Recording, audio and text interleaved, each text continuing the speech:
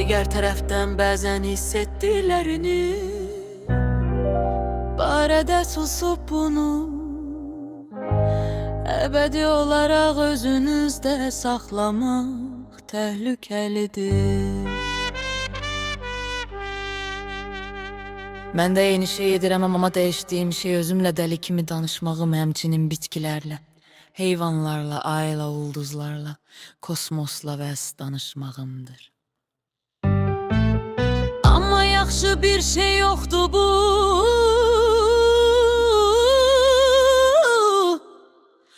Həm də enerjinizi yönəltməyə kömək edəcək və yerə uzanıb ulduzlara və aya baxmalısınız.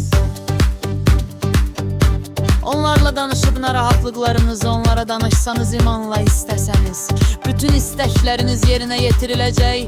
Bu bir həqiqətdir, bu uzun müddət çəkə bilər, amma onlar onları yerinə yetirəcəklər. Böyük bir məbəddən olan, buddist olan bir əminiz və ya babanız var.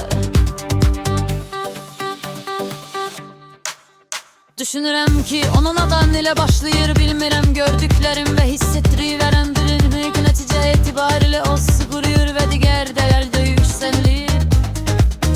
Düşünürəm ki, oy, baba da hətta havaya qalxdı və havada asılı qaldı. Mənin ən çox qorxudan, amma yaxşı məndə də onun demək o ki, sizinlə eyni sifətə sahib olması və açıq aydın döyüş sənətlərinə yiyələnməsidir. Düşünürəm ki, o insanlara və uşaqlara dərs deyirdi, həmçinin banan yarpaqlarından eskizlər çəkirdi.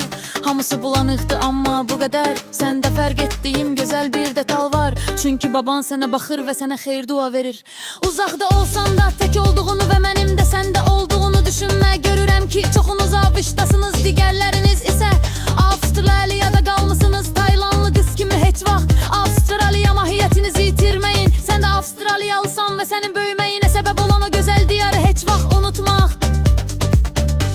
Hollywoodun və ya abışın incə sənət sənayesi baxımından pis tərəfi odur ki, əgər işindən ayrılmağı öyrənməsən, insan məşhurların egosu və təkəbbürünə tabi olmayasansa, özünə yol versən, məhv olub uçuruma düşəcəksən. Hətta varlıq mahiyyətini də itirəcəksən. Məni xoşbəxt edən odur ki, özünə icazə verməlisən, amma ehtiyatlı olmalısan, çünki bu və ya digər şəkildə Hollywood sənin mahiyyətinin bir hissəsini oğurlayıb və zamanla soyuq və ya quru qalmamağın yeganə yolu kiminlə olmağınızdan asılı olmayaraq hisslərinizi həmçinin obyektivləşdirir. Əgər onlar əsəbiləşsələr, onları həyatınızdan qovsunlar. Bu o deməkdir ki, heç vaxt onlar səni heç vaxt sevmədiklərini qiymətləndiriblər. Onları burax və həyatınızın hər cəhətdən necə daha hamar və şirin olacağını görəcəksən. Həyatında hər şeyin ahhasına icazə ver və səni bürüyən heç bir şeyə fikir vermə. Şərin öz zəhəri ilə bürüməsinə icazə ver. Sən mükəmməlsən və səni kamil edən şey meşə başqalarının görmədiyi detalları fərq edən və səni xüsus edən gözəl ruhundur. Başqalarında ədalətsizliyə və sağlam olmayan şeylərə əhəmiyyət verirsən və bu ya digər şəkildə kömək etməyə çalışırsan.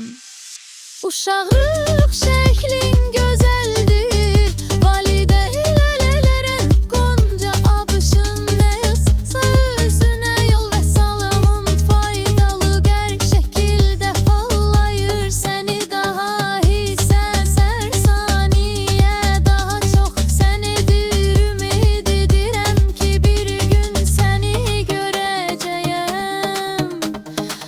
Bu mənə ürək tutmasına səbəb olardı. İrəliləməyə davam et və kədərin və ya pisliyin səni xəyallarından və ya məqsədlərindən uzaqlaşdırmasına imkan vermə. Heç vaxt özündən uzaq durma. Şəxsiyyətini və ya zəifliyini göstərdiyinə görə heç vaxt pis hiss etməməlisən.